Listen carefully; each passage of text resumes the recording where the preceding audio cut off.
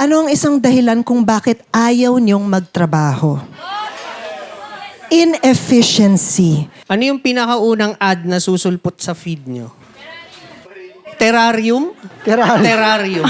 Anong sikreto ang nalaman nyo recently na nainis kayo? Kabet.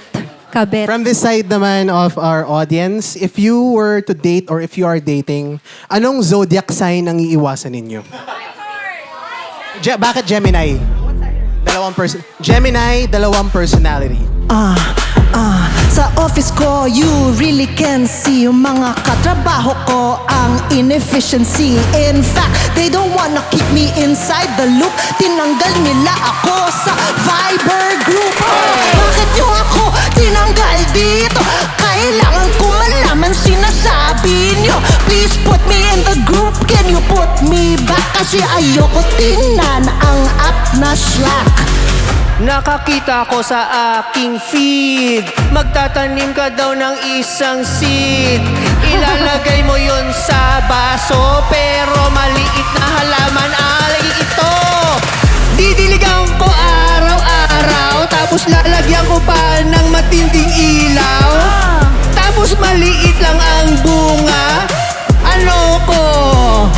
Tanga? Sabi mo ako lang mag-isa. Kahapon, ngayon kami dalawa. Kanina may nangangamoy ang head. Wala stick, meron ka palang kabit. Ang pangit-pangit ng kabit. Sana naman pumili ka ng maganda.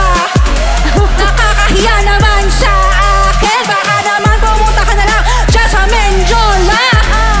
In my life, I started late. Kailan lang ako nagsimula mag-date? Na-realize ko why, oh my God, isa pala akong Gemini! Oh, it's better off sis. You're better off dating someone na Pisces. Kahit gwapo ako, what gives mga Gemini emotionally manipulative? Mga office mate, wag na mag-small talk. Bakit mo pinadalan ako ng Google Doc? Ayoko gamitin iyan dahil masakit na ang aking tiyan. Wait, meron pang problema? Maliit na insekto meron pa? Hindi na nga mabuhay ang halaman, pati insekto kailangan pang tandaan. Kaya pala dalawa messenger mo. Meron ka palang ka-text na gago. Kanina sinabi mo sa akin, you just love me. Meron ka palang ka-chat sa Shopee.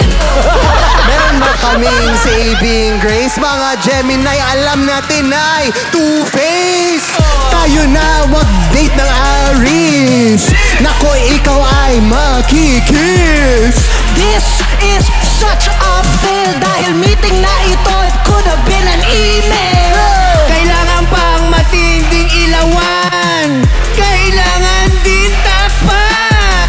Ang pangit-pangit ng iyong kabit. Ang pangit ng iyong kabit. Ready ka na ba na to fight? Ready ka na ba na mag-gaslight? Ready ka na ba na mag-fight? Ready ka na ba na mag-gaslight?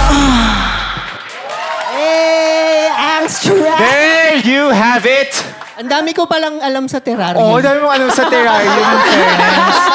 Ang ganda. Ang dami niyang choices na ginawa. Correct. Even the knitting. Ganda. Oo, integrated. Tsaka yung terrarium niya, bonsai. No? Correct, Oo, correct. diba? Hindi terrarium na ganun eh. Oo, yung maliit lang. Parang, that's a niche. Spit Manila.